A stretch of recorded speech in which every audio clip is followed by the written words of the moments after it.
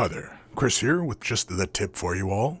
In this video, we are going to continue our look at Citadel Contrast Color. And in this video, we're going to talk about Contrast Medium, which I think might be the hidden gem within this paint line. As you can see here, we have our example all ready to go. And reason being for why I think this might be a hidden gem within the paint line is the fact that when this thins out, it looks like it keeps the properties in which we like about the contrast paints. You can see here I've got Null Oil.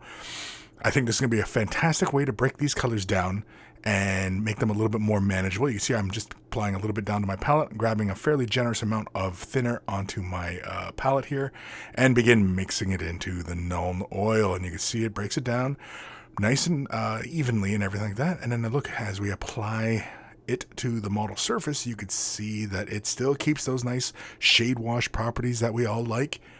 And it is not overly tinting the surface, which is, I know a lot of people end up when they use Null Oil, it can get very, very dark in the surfaces. Whereas here you could see it is just creeping where you want it to. Once it's dry, you could see here how this is just sitting on top of the primer of Grace here.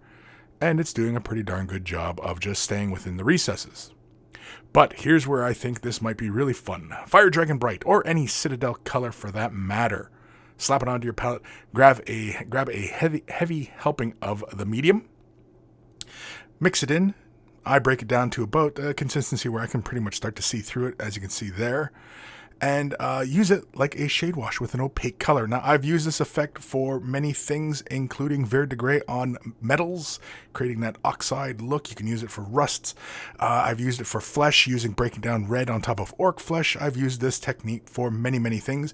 And if you head over to the link up above, that's a recipe on how I usually break down colors to become a shade wash. But essentially, here we go. Look at that. We broke that color down. Of course, the opacity does tint the overall surface, but I mean, it's going to do that anyway. And as you can see there, it creeps into the recesses, tints the overall surface, gives us that opaque color. And look at that. We're having a lot of fun now. But I really think that's why this thinner is a hidden gem within this paint line.